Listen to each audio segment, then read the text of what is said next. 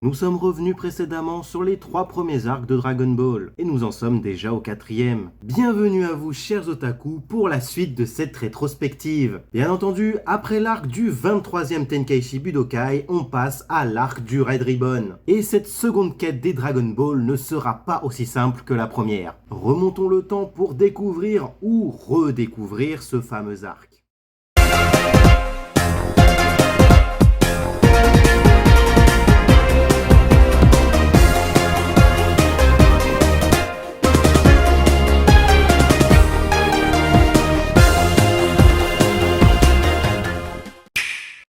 Son Goku avait quitté ses amis pour partir à la recherche de Sushinshu, la Dragon Ball que lui a laissé son grand-père. Mais un groupe est également à la recherche des Dragon Ball. Goku arriva devant 2 d'entre eux et trouva la 6e Dragon Ball devant leur nez grâce à son radar. Les 2 hommes se questionnèrent et menacèrent le jeune garçon. Ce dernier se défendit et se débarrassa d'eux très facilement. L'un d'entre eux contacta ce qui semblait être leur supérieur pour le prévenir, et dès que ce dernier vit Goku, il lui tira dessus avec un lance-roquette et détruisit Kintoun. Goku s'en sortit bien, mais était en colère. Le capitaine Silver de son nom demanda au jeune garçon comment il pouvait trouver les Dragon Ball facilement, car dans leur armée qui se nomme le Red Ribbon, leur radar n'est pas aussi précis. Goku refusa de répondre et s'apprêta à partir, mais Silver lui piqua son sachet rapidement, mais le garçon le reprit aussi facilement. Silver attaqua Goku, mais ce dernier se débarrasse de lui sans trop d'efforts. N'ayant plus Kintoun, il chercha des capsules, et en lançant une, un robot apparut, et ce dernier lui dit de prendre la capsule numéro 3, et un avion apparut. Au QG du Red Ribbon, le général Red se demanda ce que faisaient ces hommes depuis plusieurs jours. Un des soldats débarque et leur dit qu'il y a quelque chose de pas normal. La Dragon Ball du secteur du capitaine Silver se dirige vers le secteur du commandant White. Red demanda à contacter Silver et lui demanda un topo sur la situation. Il lui dit que quelqu'un s'est emparé de la Dragon Ball et qu'il a un radar plus précis que le leur. Red fut surpris qu'il s'agisse d'un garçon seul et dit à Silver qu'il sera exécuté. Il ordonna de contacter le commandant White pour lui ordonner de tuer le garçon. Goku et le robot, à l'intérieur de l'avion,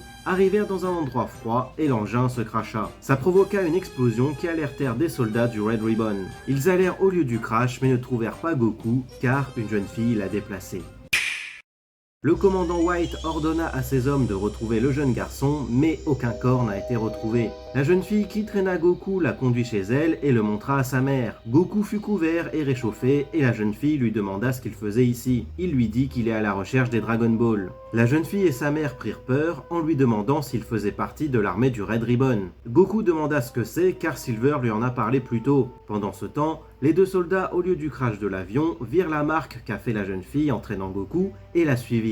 Goku apprend que le Red Ribbon aussi cherche les Dragon Ball. La jeune fille lui demanda pourquoi il cherchait ces boules. Le garçon lui répondit qu'il recherche la boule à 4 étoiles, celle de son grand-père, et il expliqua à elle 2 ce que sont les Dragon Ball. La mère semble comprendre que le Red Ribbon a de mauvaises intentions concernant les Dragon Ball. Nous apprenons également qu'ils prennent les hommes du village pour fouiller ses environs à la recherche de la Dragon Ball du secteur, dont le père de la jeune fille. Goku leur dit qu'il faut simplement les battre, mais la jeune fille lui dit que c'est impossible et qu'ils retiennent le maire dans leur base. Goku dit donc qu'il va se débarrasser des soldats pour les remercier de l'avoir aidé. C'est alors que débarquent les 2 soldats. Le jeune garçon demanda si c'est le père de la jeune fille, mais elle lui dit que ce sont les soldats du Red Ribbon et le garçon ne perda pas de temps à les mettre KO. Il partit donc en direction de la Muscle Tower, mais revient aussitôt car il fait froid. La jeune fille et sa mère lui passèrent donc des vêtements chauds et il partit de nouveau en direction de la tour. Les soldats le virent, mais il s'en débarrasse rapidement avec le Nyoibo et se servit de ce dernier pour grimper au premier étage. Le commandant White s'adressa à lui et lui demanda ce qu'il faisait là. Goku lui dit que c'est pour sauver le maire du village et White l'invita donc à entrer dans la tour. Le jeune garçon tomba nez à nez sur des soldats et s'en débarrassa facilement. Il monta donc au 2e étage et tomba sur le sergent métallique, sous les yeux de White et du sergent Murasaki. Un combat s'enclencha alors et Goku eut du mal contre le sergent métallique. Ce dernier lui balança une roquette et crut Goku mort, mais ce dernier a esquivé et lui balance un Kamehameha. Suite à cette attaque, le sergent métallique n'a plus de tête et lança son poing sur Goku qu'il prit de plein fouet. Ce dernier se releva et se prépara à contre-attaquer, mais le sergent se stoppa par manque de batterie.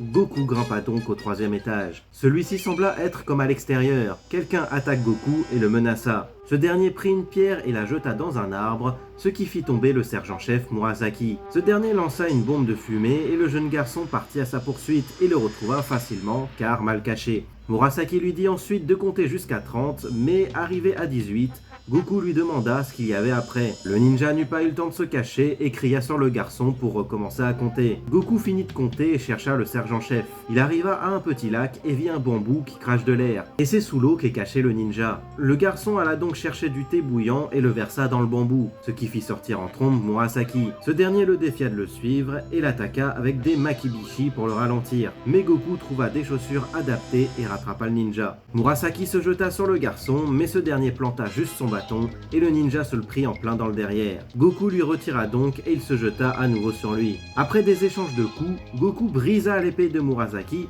et ce dernier voulut se mettre à main nue mais lui envoya une arme qui revient directement derrière le crâne de Goku. Le sergent-chef pensa s'être débarrassé du garçon, mais ce dernier se releva et continua à poursuivre le ninja. Ce dernier lui lança des shurikens que Goku récupéra et continua sa poursuite à l'intérieur du mini-dojo. Il lança les shurikens sur le ninja, mais les bloqua tous avec des tatamis. Goku lança son dernier shuriken et Murasaki le prit de plein fouet par manque de tatami. Le sergent-chef s'enfuit et lança encore une bombe de fumée. Il traversa le lac avec la technique de l'araignée d'eau. Goku, quant à lui, sauta par-dessus. Le ninja siffla, lança sa technique du Bushin no Jutsu et 5 Murasaki apparurent. Les 5 sont tous dotés d'armes différentes et sont en fait des quintuplés. Ils se lancèrent sur Goku et ce dernier utilisa la technique de l'image rémanente et se débarrassa de 2 des 5 frères. Murasaki prévient les 2 autres, mais Goku s'en est aussi occupé et le ninja s'enfuit donc vers une cage où une chose du nom de Cyborg C8 est à l'intérieur. Le cyborg sortit et le sergent-chef lui ordonna de tuer Goku, mais il refusa car il déteste faire du mal aux gens. Murasaki le menaça donc de le faire exploser s'il n'obéit pas. C8 refusa malgré tout et White ordonna à Murasaki de le détruire. Le ninja s'écarta et s'apprêta à appuyer sur le bouton. Goku le prit de vitesse et cassa la télécommande. Il lança ensuite un Jonken Pierre, ce qui assomma le sergent-chef.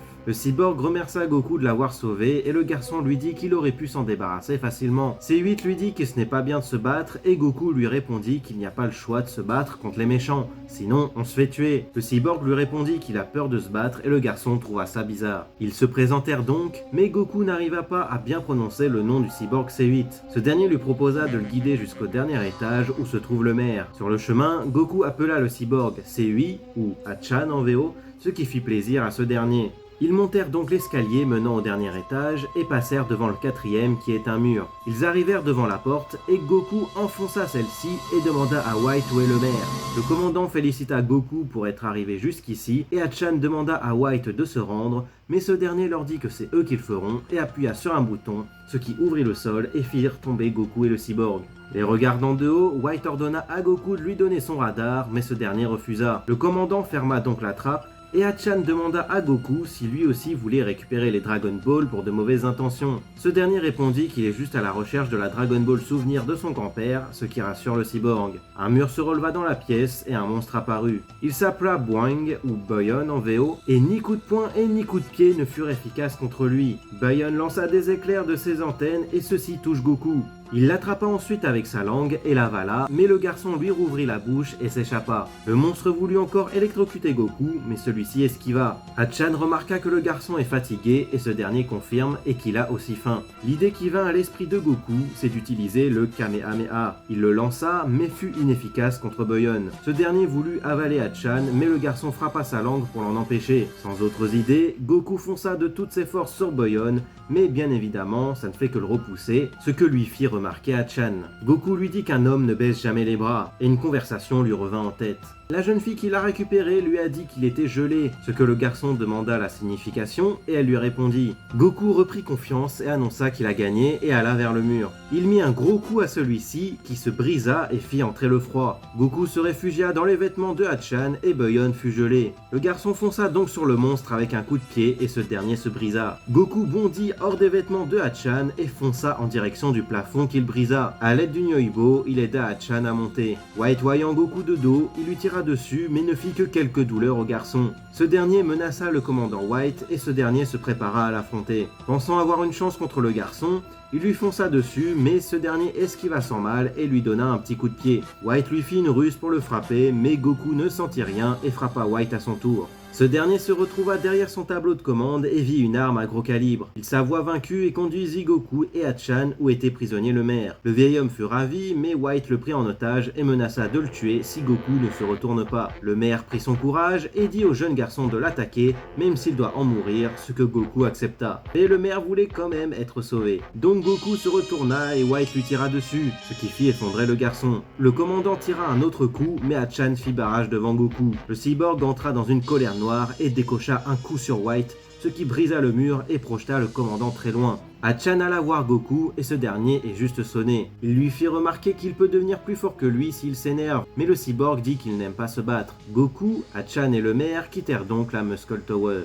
De retour chez la jeune fille, Goku mangea comme à son habitude. L'homme de la maison est aussi présent et fit remarquer qu'ils n'ont jamais trouvé la Dragon Ball. Hachan confessa que c'est lui qui la possède, car sachant ce que le Red Ribbon voulait faire après l'avoir trouvée, il la garda sur lui un jour où il est sorti. Voyant sa gentillesse, le maire demanda à Hachan et Goku de rester chez lui, comme il vit seul avec sa femme. Le cyborg accepte et remercie le vieil homme et demanda à Goku s'il reste lui aussi. Ce dernier lui dit qu'il ne peut pas, car ce n'est pas la Dragon Ball de son grand-père. La mère de la jeune fille demanda à Goku de rester ici la nuit pour se reposer. Avant d'aller dormir, la jeune fille découvrit les deux Dragon Ball et Goku lui dit qu'il peut les lui laisser, mais elle refusa. Hachan demanda au garçon si c'est ce radar que voulait White et il confirma. Il voulut montrer comment ça fonctionne, mais ça n'a plus l'air d'être le cas. Hachan voulut vérifier, mais vit que la technologie est trop complexe pour lui. Goku devra donc partir le lendemain à la capitale de l'Ouest à pied, car le village n'a aucun véhicule, donc des heures de sommeil s'imposent. Le lendemain, le père de la jeune fille fut étonné que Goku parte à pied et ce dernier lui dit que son Kintoun fut détruit. En entendant ce nom, un vieil homme entra dans la conversation. Il lui dit que quand il était jeune, il y avait beaucoup de Kintoun. Le maire du village confirma et dit qu'il fallait un cœur pur pour les grimper, mais qu'au fil du temps, les humains étaient moins aptes à en posséder et ils n'en virent plus. Le vieil homme dit à Goku qu'un Kintoun ne disparaît pas et lui dit de l'appeler, ce que fit le garçon. Suite à son appel, Kintoun arriva et Goku grimpa dessus. Il dit au revoir aux habitants du village et s'envola. Il se dirigea désormais vers la capitale de l'Ouest.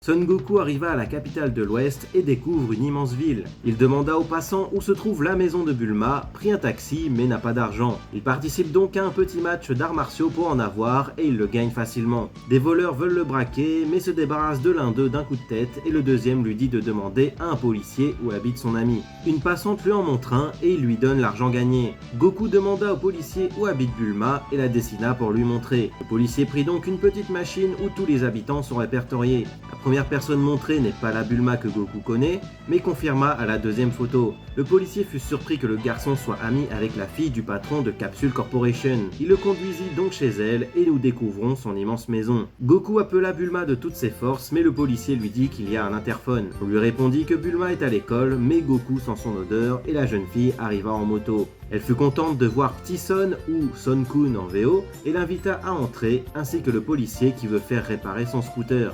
Bulma devrait normalement être à l'école, mais elle a séché par ennui. Deux robots sont à l'accueil de la maison et saluèrent la jeune fille. Cette dernière demanda où est son père et l'un des deux lui répondit qu'il est dans le jardin. Les trois jeunes gens se dirigent vers une grande porte qui s'ouvrit sur un grand jardin. Bulma demanda à un robot volant d'aller chercher son père. Il arriva donc et sa fille lui présenta Son Goku. Il est enchanté de le rencontrer, mais s'adresse au policier et Bulma le corrigea et fut ravi de rencontrer le petit Goku. Le policier fut étonné de voir que c'est lui le Dr Brief, celui qui a inventé les capsules Hoi Poi.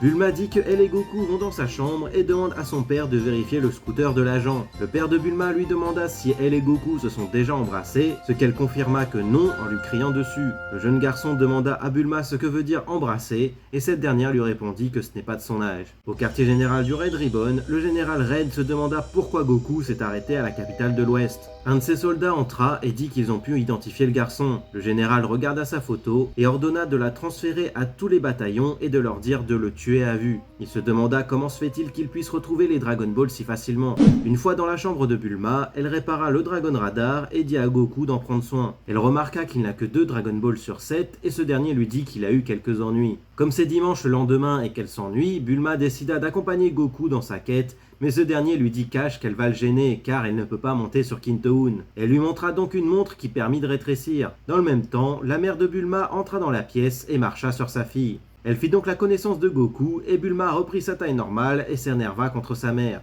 Cette dernière s'excusa pour sa fille et proposa à boire à Goku, mais c'est de l'alcool. Ce dernier demanda à Bulma où sont Yamcha et Oolong. La mère de la jeune fille lui dit que Yamcha, Oolong et Puer sont à l'école et que Bulma est en conflit avec Yamcha à cause de son succès avec les filles. Bulma dit à sa mère qu'elle part à la recherche des Dragon Ball avec Goku et qu'elle trouvera un garçon mieux qu'Yamcha. Elle dit à Goku qu'ils y vont. De retour dans la pièce où se trouve son père, elle lui demanda où est sa boîte de capsules et celle-ci est sur le bureau de son père. Elle la prit donc et lui dit qu'elle part à la recherche des Dragon Ball avec Goku. Son père lui dit de demander un pin-up s'il récupère les 7 boules, mais Bulma s'énerva contre lui. Une fois dehors, la jeune fille dit que la prochaine Dragon Ball se situe à 8000 km au sud-est, et Goku montra la direction. Goku appela Kintoun, Bulma rétrécit et tous deux partent en direction de la prochaine Dragon Ball. Le policier quant à lui a roulé trop vite et a percuté un véhicule contre sa volonté. Et le docteur Brief remarqua que sa fille s'est trompée de boîte à capsules et a pris la sienne. Au quartier général du Red Ribbon, le second du général Red fit remarquer que le garçon se dirige vers le secteur du commandant Blue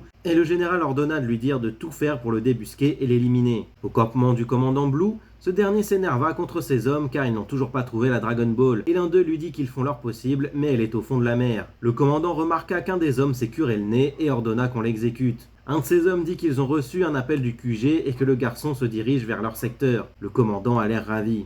Goku commença à avoir chaud et Bulma lui dit de se stopper car la Dragon Ball est sous eux. Ils se posèrent donc sur l'île la plus proche qui n'est pas déserte. Bulma reprit son apparence et Goku lui dit qu'il va plonger pour récupérer la boule. La jeune fille lui dit qu'ils vont y aller grâce à un sous-marin, mais elle se rendit compte qu'elle n'a pas pris la bonne boîte à capsules et que c'est celle de son père. Elle lui fit quand même confiance et la jeta, mais plein de magazines sortirent de celle-ci. Goku regarda, mais Bulma lui dit que ce n'est pas de son âge et déchira les magazines en s'énervant contre son père. Goku alla donc plonger, mais la Dragon Ball est tellement profonde qu'il ne peut pas retenir sa respiration aussi longtemps. Il retourna donc sur l'île pour prévenir Bulma, mais cette dernière n'est plus là où il l'a laissée. La jeune fille est partie se balader sur l'île et tombe nez à nez avec des hommes qui lui tirent dessus. L'un d'eux fit la remarque que ce n'est pas le garçon qu'ils cherchent et arrêtèrent donc les tirs. Ils se dirigèrent vers Bulma pour s'excuser et trouvent que la jeune fille est plutôt mignonne et l'invitèrent à venir s'amuser avec eux. Bulma savait que ce n'est pas pour jouer aux jeux vidéo, mais comme c'est un magazine pour jeunes garçons où ils sont publiés, elle espère qu'ils ne pensent pas à des cochonneries. Les deux hommes confirmèrent et Bulma appela Goku à l'aide. Ce dernier l'entendit et se dirigea dans sa direction. Il arriva au niveau des véhicules et les deux hommes, qui sont du Red Ribbon, remarquèrent que c'est lui leur cible et s'en prennent à lui. Goku se défendit donc et se débarrassa des deux hommes facilement. Bulma lui dit qu'il n'était pas obligé d'aller aussi loin pour deux pervers. Ce dernier ne lui répondit pas et dit qu'il a une idée. Comme l'île de Kame Sennin n'est pas loin, il doit sûrement avoir un sous-marin. Bulma fut réticente à cette idée, mais Goku fut ravi de celle-ci. Goku et Bulma se dirigent vers l'île de Kame Sennin pour récupérer un sous-marin. Ils arrivèrent et Goku salue la tortue, qu'il appelle Tordu, qu'il n'a pas vue depuis longtemps. Il lui demanda si Kame Sennin est là et il confirma et l'appela. Le vieil homme sortit et demanda au jeune garçon s'il avait trouvé la Dragon Ball de son grand-père et Goku lui répondit que pas tout à fait. Kame Sennin demanda pourquoi il est là et Goku demanda à Bulma de lui expliquer et elle sortit du vêtement de Goku et reprit sa taille normale, ce qui surprit le vieil homme et la tortue. Kame Sennin demanda comment c'était possible et la jeune fille expliqua et dit que c'est facile pour un génie comme elle. Goku lui redemanda d'expliquer la situation et Bulma s'exécuta. Le vieil homme confirma qu'il a un submersible et accepta de leur prêter, mais à une condition, que Bulma lui donne son appareil. Cette dernière fut rassurée car elle s'attendait à quelque chose de pire. Elle lui donna et demanda la capsule, mais Kame Sennin répondit que Krillin et Lunch sont partis avec faire les courses et qu'ils doivent donc les attendre. Pendant ce temps, au QG du Red Ribbon, le général Red observe toujours les mouvements de Goku et ne comprit pas qu'il soit parti sans la Dragon Ball.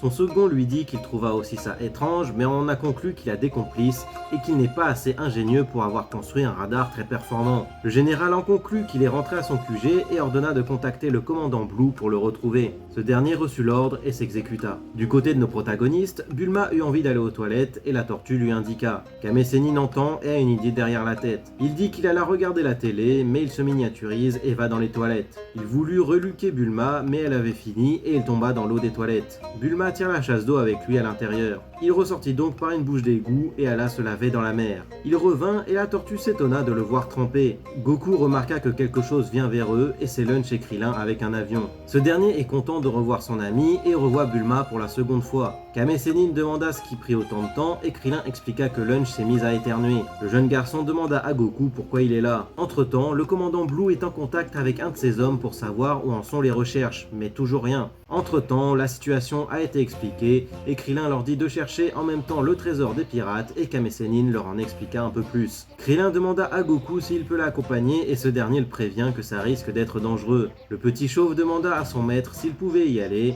ce qu'accepta le vieil homme. Ils partirent donc en direction de la Dragon Ball. Pendant qu'ils volaient, le soldat du RR à la recherche du QG de Goku les croisa et fit un rapport. Il suivit la direction d'où il venait. Il arriva au-dessus de l'île de Kame Sennin et envoya son rapport des personnes présentes sur celle-ci. Blue pensa que le vieillard est le savant qui a construit le radar. Le trio Goku, Bulma et Krillin plongèrent mais étaient observés par le commandant Blue. Un de ces hommes l'alerta que les deux Dragon Ball du garçon sont restés sur l'île. Blue dit donc qu'il allait la détruire. Il divisa le bataillon en deux groupes, un à la poursuite du trio et l'autre à l'assaut de l'île. Sous l'eau, le trio s'approchèrent de la Dragon Ball, mais ne la virent pas. Goku sortit donc pour la chercher. Il trouva un fossé, mais trop étroit pour s'y aventurer. Bulma observa le Dragon Radar et agrandit le champ pour voir le fossé en entier. Elle vit qu'il se prolongeait en grotte et dit à Goku de revenir. Le groupe B se dirige vers l'île et le groupe A observe le trio. Ces derniers trouvèrent l'entrée de la grotte et Blue ordonna qu'on leur tire dessus. Ils manquèrent le groupe qui est pris de panique. Goku fit la remarque que c'est sûrement l'armée du Red Ribbon, ce qui surprit ses amis. Bulma lui demanda confirmation et Goku expliqua la situation. Krillin lui dit que c'est l'armée la plus dangereuse du monde. Le Red Ribbon tirèrent une seconde salve mais le trio se réfugia dans la grotte. Blue ordonna à ses hommes de les poursuivre et d'exécuter les tireurs de torpilles. Bulma reprocha à Goku de ne pas les avoir prévenus. Krillin remarqua que le tunnel rétrécit et purent échapper au submersible de Blue. Mais ce dernier ordonna de prendre les mini-submersibles. Au même moment, le groupe B arrivèrent sur l'île. Le chef du groupe demanda à Kame Sennin si c'est bien lui le savant, et ce dernier ne comprit pas. Il demanda qui sont-ils et ils répondirent le Red Ribbon. Le vieil homme reconnut ce nom et dit que ce n'est pas des gens fréquentables. Un des soldats a trouvé lunch dans la maison. Kame Sennin demanda ce que lui voulait le Red Ribbon et le chef lui répond les deux Dragon Ball présentes sur l'île. Le vieil homme demanda ce qui allait se passer s'ils ne coopéraient pas et le chef lui répondit qu'ils allaient mourir. Donc Kame Sennin dit qu'il va devoir se battre, ce qui surprit le chef. Il prit ce dernier par surprise et se bat avec les autres soldats qui l'eut facilement. Il arrêta même des balles. Un des soldats prit Lunch en otage et Kame Sennin fut coincé. La tortue agite une feuille de bananier devant Lunch et cette dernière éternua. Le soldat l'insulta de traîner, ce qui ne plut pas à Lunch, qui se débarrassa du soldat facilement et le roue de coups. Un soldat voulut s'enfuir et le vieil homme le vit et lui ordonna de prendre les hommes et de ficher le camp. Goku, Bulma et Krillin sont toujours poursuivis par le groupe de Blue et sortirent de l'eau. Ils sortirent du submersible et Blue arriva pas loin derrière eux et ordonna à ses hommes de les poursuivre. Il reçut un appel du groupe B et apprit qu'ils se sont fait massacrer. Goku voulut régler leur compte aux soldats présents, mais ils cessèrent de les poursuivre. Blue dit à ses hommes qu'il faut avancer prudemment. Le trio continua tout droit et dit qu'il allait les éliminer tous les 5. Le trio continue à marcher dans le noir et Goku trouva un bouton qui alluma la lumière, ce qui fit le cas du côté de Blue. Goku trouva un crâne et fit peur à Bulma, à ce qu'entendirent les soldats. Krillin demanda à son ami où il a trouvé le crâne et ce dernier lui répondit. Le petit chauve sait où ils sont, là où les pirates ont caché un trésor, ce dont il a parlé un peu plus tôt. Le soldat qui les a suivis les a entendus et prévient Blue, et ce dernier convoita aussi le trésor à présent. Le trio arrivèrent devant un couloir étrange et Krillin avança. Une flèche sortit d'un des trous sur le côté et se place en haut de Krillin. Ils comprirent que c'est un piège et ne peuvent pas passer. Goku trouva une solution toute simple, sauter. C'est ce qu'il fit et invita Krillin à faire de même. Ce dernier sauta et se prit le plafond de plein fouet, mais arriva en un seul morceau de l'autre côté. Goku dit à Bulma de faire de même, mais elle ne put pas. Du côté de Blue, l'un de ses hommes lui fit remarquer que le trio n'a pas l'air armé, ce qui fit plaisir au commandant et prit confiance. Goku aide Bulma à traverser à l'aide de Nyoibo. Blue ordonna à ses hommes de passer à l'attaque et il entendit des cris. Ils se sont tous pris les flèches et sont tous morts. C'est ce que fit remarquer l'un d'eux. Le commandant chercha un passage secret pour traverser et trouva un bouton qui en ouvrit un. Le trio arrivèrent dans une grande pièce, le port des pirates. Ils y voient des gros sous-marins et Blue les observe toujours. Goku sentit une présence, mais elle n'est pas humaine d'après lui. C'est alors qu'un robot apparut et attaqua le trio. Goku et Krillin se défendirent et ce dernier se prit un coup. Goku dit à ses amis de partir à la recherche de la Dragon Ball pendant qu'il combat le robot. Il frappa le robot qui plongea dans l'eau et donna le signal à ses amis d'y aller, et Blue part à leur poursuite. Le jeune garçon se fit attraper par la machine et entraîné dans l'eau. Il se fit électrocuter, mais réussit à se dégager et remonte à la surface. Il utilisa Nyoibo pour grimper en haut d'un bâtiment et attendit que le robot sorte de l'eau. Une fois fait, il saute du bâtiment vers le robot avec un Janken Pierre et le touche de plein fouet. ce qui le fit exploser. Goku partit donc à la poursuite de ses amis. Ces derniers se retrouvèrent devant deux directions et en prirent une en prenant le soin d'indiquer leur direction à Goku. Blue passa et derrière effaça la marque et mit la flèche de l'autre côté. Goku arriva et prit la direction qu'indique la flèche. Krillin et Bulma arrivèrent devant un puits et sautèrent à l'intérieur. Blue à leur poursuite fit de même. Ayant pris la mauvaise direction, Goku arriva dans un cul-de-sac et une trappe s'ouvrit sous ses pieds et il tombe nez à nez avec un poulpe qu'il prit pour un calamar. Ce dernier réussit à l'attraper et à le sonner un peu, mais le garçon lui lança un Kamehameha. Pendant ce temps, Bulma et Krillin sortirent de l'eau et trouvèrent un coffre, qu'ils ouvrirent et virent plein de trésors. Blue les a observés et sort de l'eau en les menaçant. Bulma fut sur le charme du commandant et alla se coller à lui, mais ce dernier n'apprécia pas et Krillin fit une remarque, ce qui énerva Blue. Krillin prit la confiance et incita son adversaire à venir. Du côté de Goku, il mange une tentacule du poulpe et entendit un cri. Krillin fut mis à mal par Blue. Le jeune garçon fonça sur lui et prit un coup, ce qui fit crier Bulma et Goku entendit et plongea. Même mis à mal, Krillin n'abandonna pas et refonça sur le commandant avec une image rémanente et réussit à le frapper, ce qui le fit saigner du nez. Ce dernier a horreur de ça et paralysa le jeune garçon avec son regard. Il en profita pour le frapper. Voyant ça, Bulma voulut le séduire mais a oublié qu'il est gay et voulut dire qu'il est un homme, mais ça ne prit pas sur Blue. Ce dernier trouva une pierre et s'apprêta à attaquer Krillin, mais Goku sortit brusquement de l'eau. Il vit que Krillin est assommé et s'énerva contre le commandant. Les deux adversaires se regardent et Blue attaque en premier, mais c'est Goku qui le toucha. Le jeune garçon esquiva une nouvelle fois et décocha un autre coup à Blue. Ce dernier s'énerva et le paralysa également avec sa technique. Il en profita pour le frapper et vit que la grotte s'effondre de plus en plus. Il jeta une capsule et un fusil à pompe en sortit. Il ordonna à Bulma de lui indiquer où est la Dragon Ball en menaçant Goku.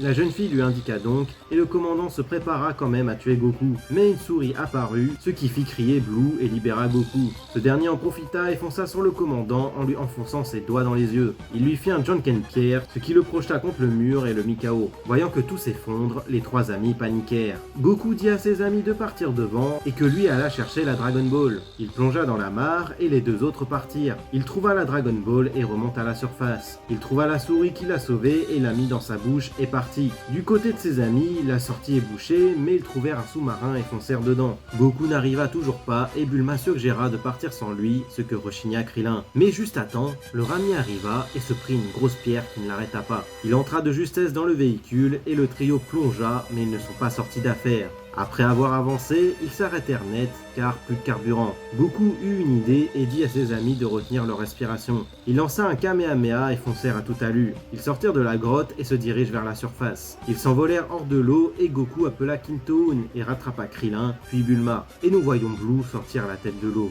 Une fois sur la côte, Bulma fut contente d'avoir Goku comme ami et Krillin lui fit la remarque qu'elle a quand même failli l'abandonner. Ce dernier trouva dommage qu'il n'ait pas pu récupérer le trésor, mais Bulma sortit de sa culotte un gros diamant. Goku remarqua que la Dragon Ball n'est pas sous Shinshu et Bulma lui demanda s'il compte continuer à la chercher, ce que le garçon confirma. La jeune fille lui dit que c'est trop risqué et qu'elle a assez donné et qu'il ne demande plus jamais de l'aider, mais Goku lui rappela que c'est elle qui lui a demandé de l'accompagner. Krillin leur proposa de retourner chez Kame Sennin et prennent l'avion du Red Ribbon à proximité. Le trio partit et Blue les observa de loin. Bulma donna le diamant à Krillin pour rembourser le sous-marin. Ce dernier le sentit pour vérifier qu'il ne sent pas mauvais. Blue les suivirent de loin. Arrivé sur l'île de Kame Sennin, ce dernier fut surpris que le diamant lui soit donné. Le vieil homme se demanda combien de striptease il pouvait voir avec tout cet argent, mais Krillin le mit en garde de ne pas le dépenser dans des futilités. La tortue demanda à ce que le diamant lui soit confié, car Kame Sennin n'est pas digne de confiance. C'est alors que Lunch les braqua et ordonna qu'on lui donne le diamant. Kame Sennin s'exécuta et la jeune fille partit avec l'avion. Bulma ne comprit pas ce qui venait de se passer car elle pensait que Lunch était leur ami et Krillin lui expliqua. La jeune fille leur dit de la poursuivre mais Kame Sennin lui dit qu'elle va éternuer et qu'elle va revenir, ce que ne comprit pas Bulma et Krillin lui expliqua. Blue est arrivé à proximité et observe le groupe. Il prit des cordes et sauta de l'avion. Il atterrit sans encombre sur l'île et se cache en attendant d'agir. Goku dit qu'il repart à la recherche des Dragon Ball et Bulma demanda à ce qu'on lui prête un avion, mais Kame Sennin n'en a plus. Bulma se demande comment elle va retourner à la capitale et le vieux maître lui proposa de devenir sa maîtresse, ce qui ne plut pas à la jeune fille. La tortue lui dit qu'elle peut l'emmener sur la côte et Bulma se plaignit. Goku dit à son maître qu'il lui laisse les Dragon Ball, ce que ce dernier acquiesce. Krillin lui dit que l'armée du Red Ribbon vont débarquer s'il les garde, mais Kame Sennin dit qu'il va se débarrasser ces deux, car il est le célèbre Muten Roshi. C'est à ce moment que Blue lança ses cordes et qu'elles viennent s'attacher autour de chaque membre du groupe. Blue se présenta à eux et Goku fut surpris qu'ils soient encore en vie. Le commandant leur dit qu'il prend les Dragon Ball. Le groupe est pris de panique et Krillin demande à son maître pourquoi il n'a pas agi, mais ce dernier lui dit qu'il l'a pris par surprise et qu'il n'a pas senti sa présence. Le commandant Blue sortit de la maison avec le sac où il y a les Dragon Ball. Bulma lui demande ce qu'il compte faire avec et Blue lui dit qu'il ne sait pas ce que le général Red a en tête. Il leur laissa une bombe qui explosera d'ici 5 minutes. Bulma lui dit qu'elle veut rejoindre le Red Ribbon, mais le commandant dit qu'ils n'ont pas besoin de femmes. Et Kame Sennin demanda à son tour, mais Blue ne l'écouta pas et partit. Le groupe ne sait pas quoi faire et il reste 2 minutes. C'est alors que Lunch revint. Ils lui disent de jeter la bombe le plus loin possible, mais la jeune fille n'en est pas capable. Goku lui dit donc de la détacher, mais elle n'y arriva pas. Kame Sennin lui dit de prendre un couteau et elle réussit à couper les liens. Goku fonça sur la bombe et la jeta dans les airs et elle explosa. Le garçon appela Kintoon et fonça en direction de Blue. Kame Sennin lui dit de ne pas se précipiter, mais Goku ne veut pas lui laisser les Dragon Ball. Il le rattrapa avec Nyoibo dans ses mains. Les premières pages nous montrent les personnages du manga Dr. Slump, la précédente œuvre de Toriyama. Après qu'Arale eut dit au revoir à ses amis, elle vit dans le ciel Goku et le commandant Blue, sans savoir ce que c'est. Goku poursuivait toujours Blue mais n'arrivait pas à l'atteindre. Ce dernier coupa le moteur et une fois le garçon derrière son véhicule, il le ralluma et fit tomber Goku de Kintoon, mais Blue alla se cracher sur une montagne. Goku réussit à atterrir sans mal et rencontre Arale. Il les salua, appela Kintoon et va sur le lieu du crash. Arale le suit. Blue de son côté a survécu et partit se cacher car Goku arriva. Ce dernier alla à l'épave de l'avion et ne trouva ni les Dragon Ball ni le corps de Blue. Arale arriva et lui demanda à quoi il joue, et il lui répondit qu'il ne joue pas et cherche un méchant. Il remonta sur Kintoon et le chercha depuis les airs. Pendant ce temps, Blue marcha dans le village et croisa un des habitants en voiture. Ce dernier le menaça et alla dans la cabine téléphonique, puis revint en s'en faisant appeler Superman. Blue lui montra sa force et demanda à Superman où il peut trouver un avion. Ce dernier lui indique la maison de Senbei Norimaki et Blue prit sa voiture et alla dans la direction indiquée. Goku voulut utiliser le Dragon Radar mais celui-ci ne fonctionne plus. Arale lui dit qu'elle connaît un ingénieur et qu'elle le conduira à lui si elle monte sur Kintoon. Elle grimpa sur le nuage avec ses 2 compagnons et les 4 jeunes gens partirent en direction de la maison de l'ingénieur. Une fois arrivé, Goku rencontre l'ingénieur du nom de Senbei Norimaki, sa femme et son fils qui est un bébé qui vole. Il demande à Senbei s'il peut réparer le Dragon Radar. Il l'ouvrit et vit la technologie à l'intérieur. Il ne sut pas comment le réparer et Turbo usa de ses pouvoirs pour les réparer sans que personne le voie. Il félicita son père pour lui attribuer les honneurs. Blue arriva à la maison et vit Goku. Ce dernier activa le Dragon Radar et vit les Dragon Ball à proximité. Blue attrapa Arale et la menaça de la tuer si Goku ne lui obéit pas. Il le paralysa avec sa technique et lui prit le radar. Il dit qu'il ne restait plus qu'à tuer le garçon avant de partir. Il le frappa et trancha un arbre, puis s'avança vers le garçon. Senbei dit à Arale de jouer violemment au catch avec le commandant, ce que la petite fille fit. Elle lui fonça dessus, ce qui le projeta, et alla dans sa direction pour lui donner un coup de tête, qui le fit aller très loin. Turbo libéra Goku de la paralysie et est stupéfait de la force d'Arale. Malheureusement, il n'a plus le Dragon Radar, mais a quand même pu récupérer le sac avec les Dragon Ball. Turbo demanda à son père s'il peut emprunter des pièces de l'avion, et il fit un Dragon Radar tout neuf. Goku le remercia et appela Kintoon. Il remercia tout le monde et conseilla à Arale de participer au prochain Tenkaichi Budokai, puis partit dans les airs. Pendant ce temps, Blue a atterri dans un désert. Au QG du Red Ribbon, le second du général Red informe ce dernier que Goku se dirige vers la zone du capitaine Yellow. Et d'après leur discussion, ce dernier semble se faire mettre des bâtons dans les roues. Au sanctuaire Karin, un homme robuste fait face aux soldats du Red Ribbon. L'un d'eux voulut l'attaquer par derrière, mais fut alerté par son fils et le transperça. Les soldats l'attaquèrent avec des armes à feu, mais les balles ne lui furent rien. Il se débarrassa aisément de ses adversaires, mais l'un d'eux réussit à s'enfuir. C'est le capitaine Yellow donc, et il contacta le QG.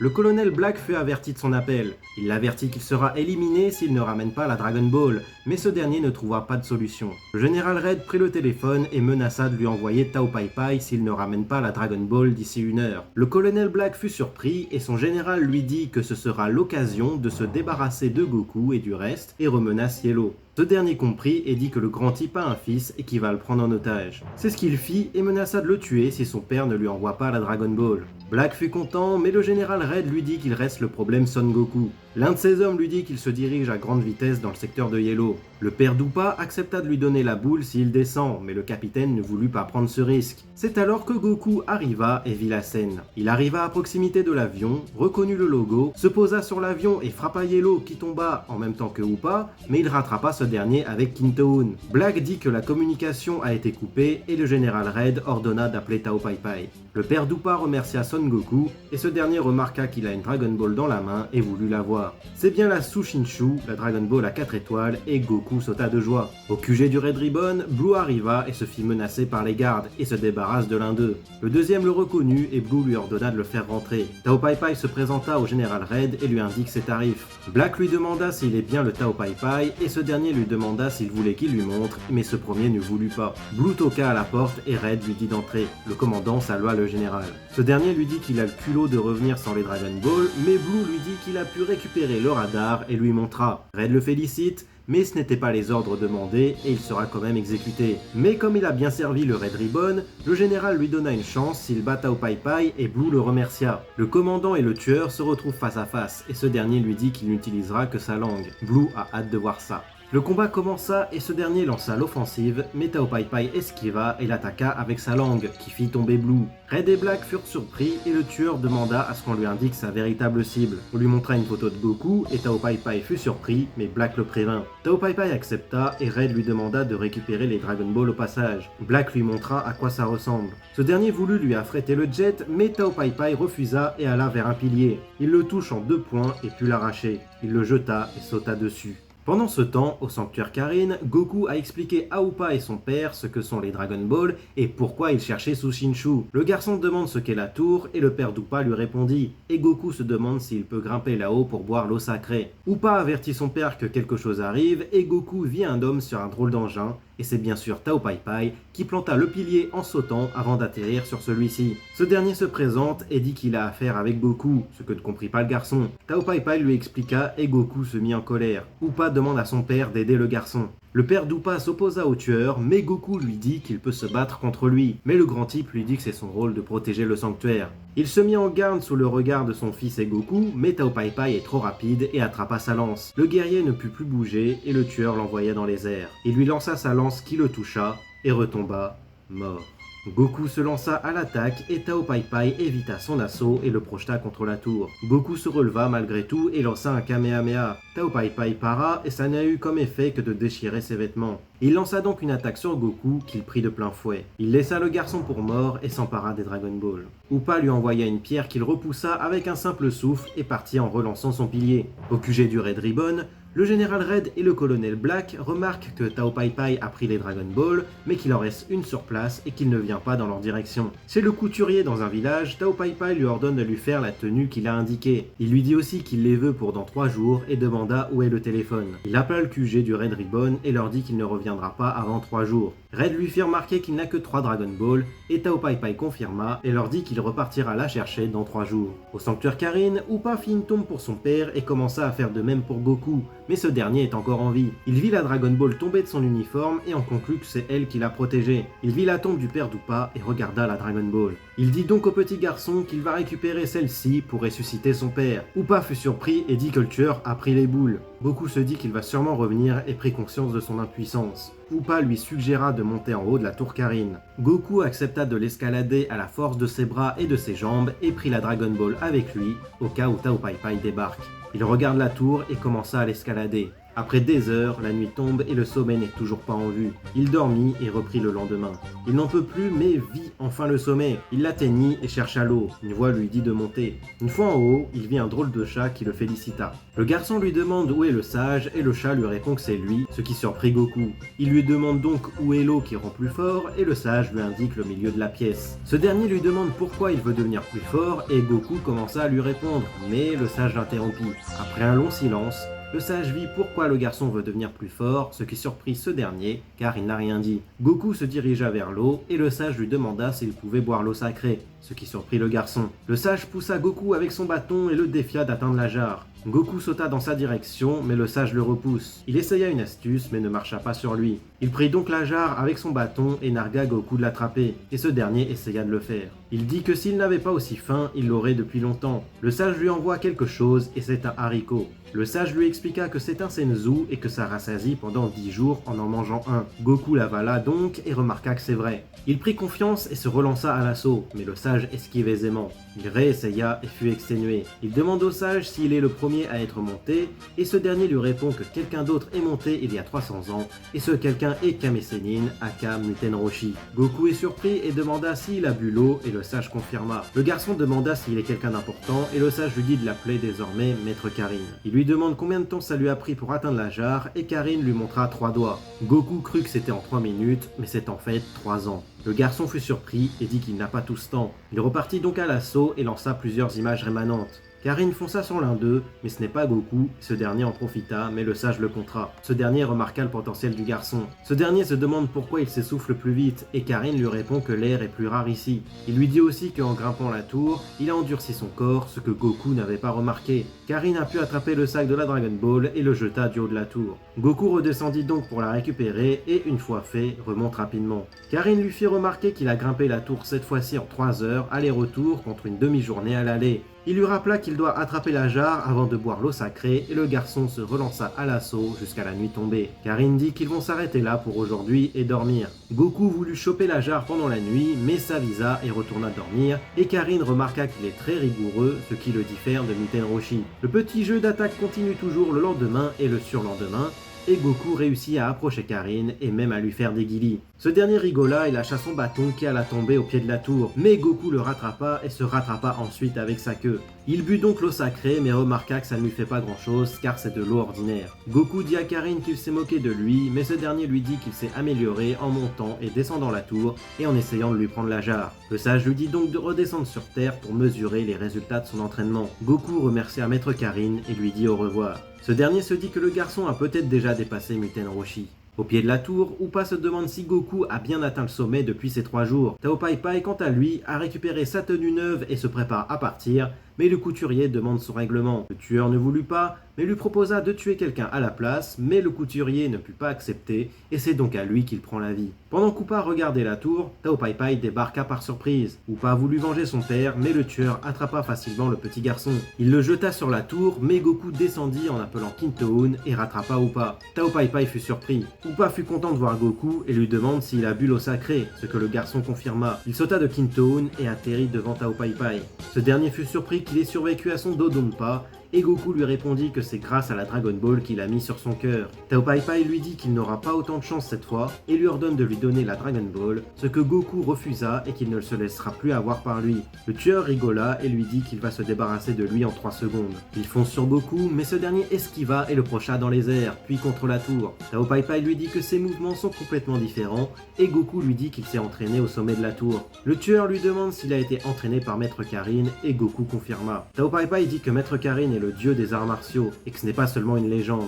Il ne se découragea pas et fut content de s'y mettre sérieusement. Le combat éclata et les deux se défendent bien, mais Goku prend l'avantage. Le garçon projeta Tao Pai Pai sur le sol, et ce dernier se releva, puis enleva le haut de sa tenue en étant énervé. Il lui envoie un Dodonpa fatal, mais Goku arrive à le bloquer avec ses 2 mains. Comme son Kamehameha, le Dodonpa ne lui fait plus rien. Le tueur utilisa alors une capsule dont un sabre sortit. Goku esquiva ses coups, mais ses cheveux furent quand même touchés. Upa lui envoya son Yoibo et réussit à casser le sabre de Tao Pai Pai. Goku lui dit qu'il va le battre à main nue. Tao Pai Pai ne l'accepta pas et fonça sur lui et Goku se laissa faire. Après avoir fini de lancer ses coups, il fut content d'avoir tué le garçon, mais ce dernier se releva et a eu un peu mal, et maintenant il contre-attaque. Il mit Tao Pai Pai en difficulté et voulut lancer une autre attaque, mais ce premier le supplia de l'épargner, ce qui surprit Goku. Ce dernier demanda à Upa ce qu'ils font et Tao Pai Pai en profita pour jeter une grenade sur les 2 garçons et sauta très haut.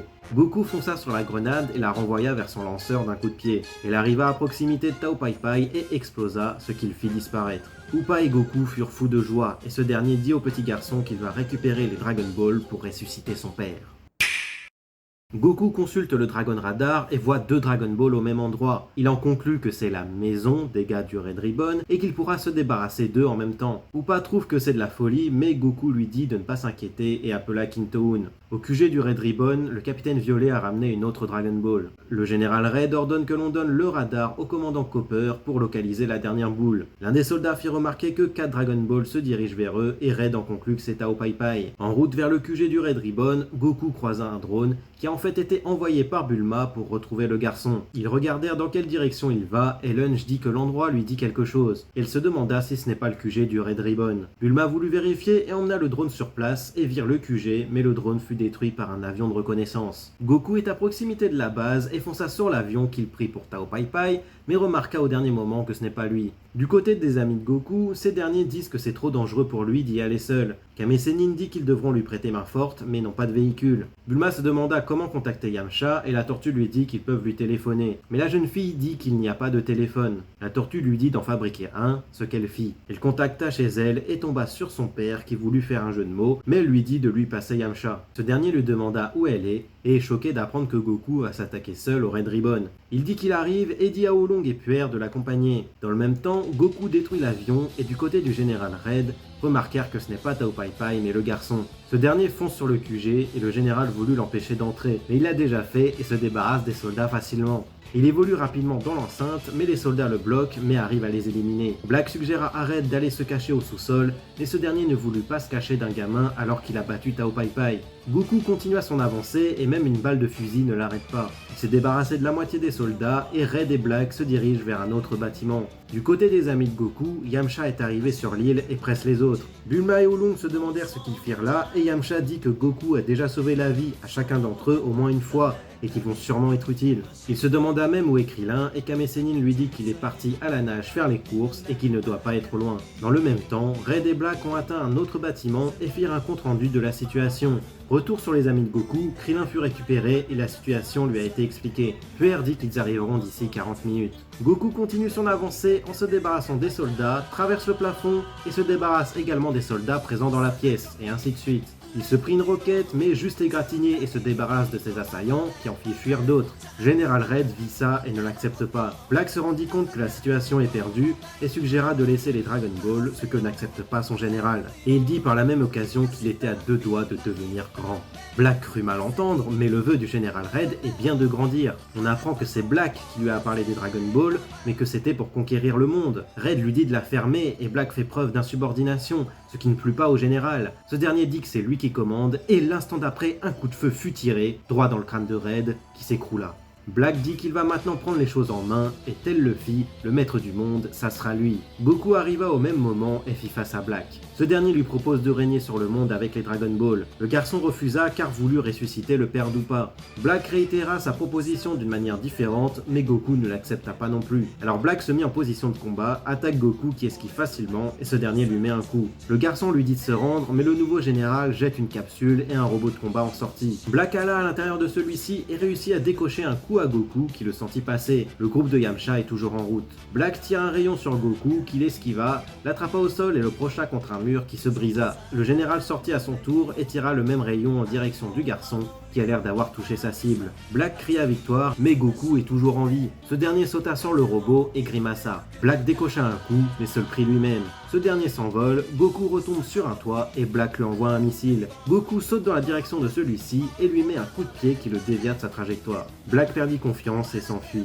Goku, quant à lui, ne compte pas le laisser partir et sauta dans sa direction. Il lui fonça dessus et traversa le robot qui le fit exploser. Goku a maintenant récupéré 6 Dragon Ball sur les 7 et ses amis arrivent dans sa direction. Cet arc est le plus long jusqu'à maintenant, car il se déroule du chapitre 55 au chapitre 96, soit 41 chapitres. On retrouve l'aventure des débuts, mais complètement différent. Goku commence en solo et va juste avoir l'aide de ses amis une fois. Il va quand même rencontrer d'autres personnages au cours de sa quête, qui ne se finit pas dans cet arc. Car oui, l'arc du Red Ribbon commence la quête des Dragon Ball de Goku, mais se termine dans le prochain. Donc, l'armée du Red Ribbon est l'antagoniste de cet arc, d'où le nom. Et franchement, c'est une très très bonne idée. Tout au long de l'arc, Goku va se confronter à eux, car toujours sur son chemin. Mais visiblement, lui n'en a rien à faire, c'est eux qui lui tombent dessus. Lui à la base veut juste récupérer Sushinshu, la boule de son grand-père, mais l'armée l'attaque sans vraiment de raison, donc il se défend. Il ne va pas vraiment avoir de difficultés contre ses assaillants, à part quand ils sont plus malins. Et je reviendrai sur Tao Pai Pai plus tard. De Silver à Blue, il les domine clairement, mais ces derniers ont trouvé des astuces. Bon, à part peut-être Silver qui le défonce rapidement, mais voilà. On aurait pu être déçu que les capitaines et commandants ne soient pas si forts que ça, mais on arrive quand même à avoir du rebondissement. Comme à la Muscle Tower, contre le sergent-chef Murasaki, ce dernier fait juste perdre du temps à Goku, mais ce dernier déjoue toutes ses combines, ce qui donne lieu à des bonnes scènes d'humour. Ou encore, toujours à la tour, avec Buyon, que Goku ne peut pas frapper et que le Kamehameha ne lui fait rien, il a trouvé une astuce pour le détruire. Et oui, Goku tue ses ennemis, mais on va y revenir plus tard. Pour rester sur la Muscle Tower, le commandant White est plus faible que Goku, mais a réussi à l'avoir quand il a pris le maire en otage. D'ailleurs, quand ce dernier dit de ne pas s'occuper de lui, mais qu'après il se ravise, c'est assez drôle, alors que d'habitude, le perso qui dit ça est vraiment prêt à mourir. Et Goku était prêt à le laisser clamser en plus. On voit toujours qu'il est naïf et ignorant, mais il n'est pas idiot. Il ne sait pas ce qu'est la neige, car il n'en a jamais vu et n'a jamais connu le froid glacial. Quand deux soldats rentrent dans la maison de Snow, il demande si c'est son père, car les deux rentrent comme ça, et c'est ce qu'il en conclut. Et ça m'a fait rire d'ailleurs. Il demande même ce que veut dire embrasser, car à cette époque, il ne sait pas ce que c'est. N'est-ce pas Dragon Ball Super ? Et pour trouver un sous-marin, il soumet l'idée d'aller voir Kame Sennin, et il sait où son île se trouve, car il sait se diriger. Quand Bulma dit 8000 km au sud-est, il sait parfaitement où c'est. Voilà, je dis tout ça car pour beaucoup, Goku est idiot, alors que ce n'est pas le cas, et il a une bonne mémoire pour certaines choses. On découvre de nouveaux lieux, que ce soit le village Jingle, la capitale de l'Ouest, avec Capsule Corp, la grotte des pirates ou encore le sanctuaire Karin. Et on voit aussi le village pingouin du manga Dr. Slump, qui est donc techniquement dans le même univers. Et je vais pas m'attarder dessus car tout est dit dans la partie concernée. Et c'est cool d'avoir ce genre de crossover. Faudrait que je me lise le manga un jour. Les lieux sont plus diversifiés que le premier arc, et ça fait du bien, car je trouve qu'il y avait trop de désert. Là, il y a plus de verdure, et on voit enfin la grande ville où habite Bulma, et on apprend dans le même temps que c'est son père qui a inventé les capsules et qu'ils sont riches. Rien que ça. Et le père, qui est un grand inventeur, quand tu le découvres, il est démystifié, car il se trompe entre l'agent et Goku et est très à l'aise dans ses propos. Et c'est aussi un pervers, car il a plein de magazines pour adultes dans une capsule, ce qui n'a pas arrangé Goku et Bulma. Il prend pas trop les choses au sérieux. La mère, c'est un peu pareil, elle est limite tête en l'air. Et les deux laissent leur fille partir seule vers le danger et ne font pas de remarques qu'elle n'est pas à l'école. En même temps, est-ce qu'elle en a vraiment besoin ? On apprend aussi que Yamcha, Puer et Oolong sont aussi à l'école. Du coup, je les imagine souvent dans une salle de classe. Et on ne voit ces trois-là qu'à la fin de l'arc. On revoit aussi Kulilin, Kame Sennin et Lunch sur leur île, et le meilleur ami de Goku va l'accompagner, lui et Bulma, dans le repère des pirates. Et on a aussi la seconde rencontre entre Bulma et Krillin. Il y a beaucoup de rebondissements dans cet arc, ça bouge beaucoup. Blue est le commandant que l'on voit le plus, car il poursuit Goku de son secteur jusqu'au village pingouin. Bon, en vrai, c'est Goku qu'il poursuivait à ce moment-là. Mais il est là assez longtemps, avec ses pouvoirs qui peuvent paralyser. C'est très pratique quand tu ne fais pas le poids contre ton adversaire. Et il est ouvertement gay, ce qui est assez rare à cette époque dans la fiction. Et Krillin dit quelque chose qui ne passerait pas pour beaucoup de personnes aujourd'hui. Les gens pleurent pour rien du tout maintenant. Je vais me faire défoncer pour ce que j'ai dit. On voit aussi bien évidemment les chefs de cette armée qui sont le général Red et le colonel Black. Et on apprend que c'est ce dernier qui a parlé des Dragon Ball à Red. Mais j'aimerais savoir comment ils se sont connus et comment l'armée a été créée. Car à part Goku, tous ses amis la connaissent. Alors ça doit faire un petit temps qu'elle existe. Et elle n'a pas été créée uniquement pour la recherche des Dragon Ball. Après, ça doit peut-être faire un moment qu'ils les cherchent. Mais bon, je pense qu'ils en ont appris l'existence que très récemment. Et d'après Black, leur objectif serait la conquête du monde et que les Dragon Ball serait un moyen d'y arriver plus facilement et rapidement. Mais Red, lui, voulait juste être grand. C'est ce que l'on apprend à la fin de l'arc. Tout le déploiement d'une armée pour que juste le général Red puisse grandir. Après, il voulait conquérir le monde, mais pas avec les Dragon Ball. Et c'est ce qui fait que Black le tue, dont le visage est un cliché. Le lore est plus enrichi aussi, que ce soit avec la mention des Kintoon par deux vieux du village Jingle, que j'ai trouvé assez cool, et surtout le sanctuaire Karin et le personnage de Maître Karin. D'après Tao Pai Pai, dont on va parler plus tard, Maître Karin est le dieu des arts martiaux, donc il y a une légende sur lui et aussi le fait que le clan de Bola veille sur la tour, qui est super haute. Goku a mis une demi-journée à la grimper. On sent les efforts que Goku a dû fournir pour l'atteindre. C'est un exploit, et Kame Sennin l'a aussi réalisé il y a 300 ans. Car oui, Muten Roshi est très vieux, et il a atteint la jarre en 3 ans contre 3 jours pour Goku, qui a encore évolué dans cet arc. C'est des entraînements simples qui ont été compliqués, et c'est ça que j'aime dans Dragon Ball. Et cet entraînement avec Maître Karin, ça a servi à Goku pour vaincre Tao Pai Pai. Oui, on en parle enfin, le plus grand tueur à gages de cet univers. Il est tellement fort qu'il tue Blue avec seulement sa langue. En voyant juste ça, tu sais que ça va pas rigoler. Et comme on est dans Dragon Ball, le loufoque est là. Tao Pai Pai casse un pilier avec 2 petits coups et s'en sert pour voyager. Mais what the fuck quoi. Il l'utilise 3 fois pour se déplacer. En soi, c'est pratique. Il tue Bola sans difficulté alors que l'on a vu qu'il est très robuste et résiste aux balles. Il domine Goku pendant leur premier affrontement et s'en sort assez bien dans le deuxième, même si Goku prend l'avantage. C'était quand même un adversaire sérieux, mais a quand même utilisé une technique de lâche qui s'est retournée contre lui au final. Et on en vient au fait que Goku tue ses ennemis. Quand White lui dit qu'il va le conduire au maire, il lui dit qu'il a échappé à la mort, au calme. Il tue aussi les 2 soldats qui ont attaqué Bulma, la grenade qu'il a renvoyée à Tao Pai Pai qui le fait exploser et qu'il en reste rien.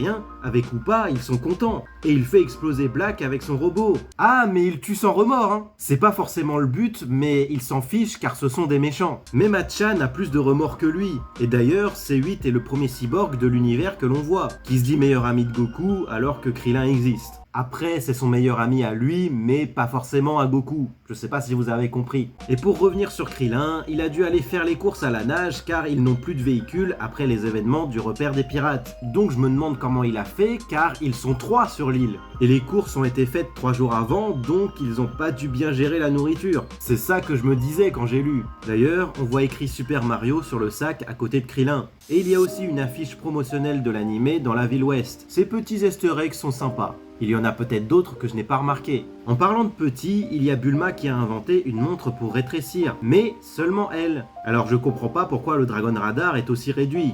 Bon, après, dans Dragon Ball, les incohérences ne manquent pas. Comme le fait que le Red Ribbon connaisse le nom de Son Goku alors qu'il ne leur a jamais dit. Bon, après, ça peut s'expliquer par le fait que Blue ait peut-être entendu son nom et a prévenu le QG. Car avant, il l'appelait le gamin. Mais bon.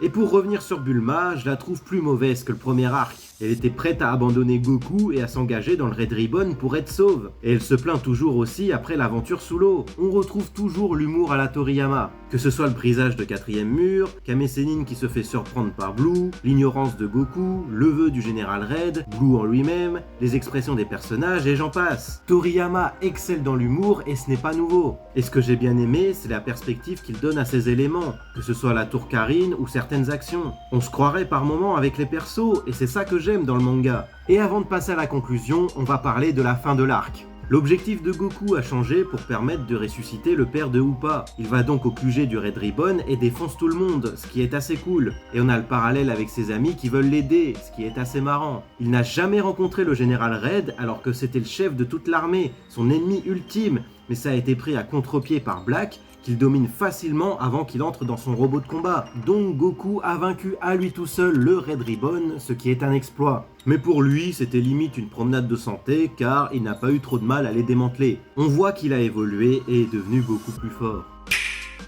Cet arc permet de mettre beaucoup plus en avant son protagoniste qui n'est plus le même qu'au début. C'est lui qui explique ce que sont les Dragon Ball et la légende. Il rencontre des personnages qui deviennent ses amis et revoit aussi les siens. Le lore est enrichi, on a une armée contre nos protagonistes qui viennent aussi sur l'île de Kame Sennin car croient que c'est leur QG. Techniquement, ça commence à être le cas dans cet arc car par la suite, il y a beaucoup de rassemblements là-bas. Goku n'a pas trop l'air de se soucier du Red Ribbon mais on a juste marre de les voir car à chaque fois il fait la remarque. Il se retrouve dominé par Tao Pai Pai mais va grimper à la tour Karin pour rencontrer le sage et devenir plus fort. On a aussi l'apparition des Senzu qui n'ont pas encore de grande importance dans cet arc, juste de caler pendant 10 jours. C'est vendu comme ça, mais ils seront plus utiles par la suite. Goku est vraiment devenu plus fort que pendant l'arc précédent et a sûrement dépassé son maître. Maître Karin se le demande également. La quête de Goku change au cours de cet arc car a déjà retrouvé la boule à 4 étoiles, mais elle ne se conclut que dans le prochain. Nous sommes revenus sur l'entièreté de l'arc de l'armée du Red Ribbon. Elle a demandé beaucoup de temps, surtout au niveau écriture et niveau montage. Alors je vous invite à la partager en masse et à vous abonner également. Les pouces bleus me feraient plaisir. Tous les liens sont dans la description, et je vous dis à la prochaine pour l'arc de Baba la Voyante. Ciao!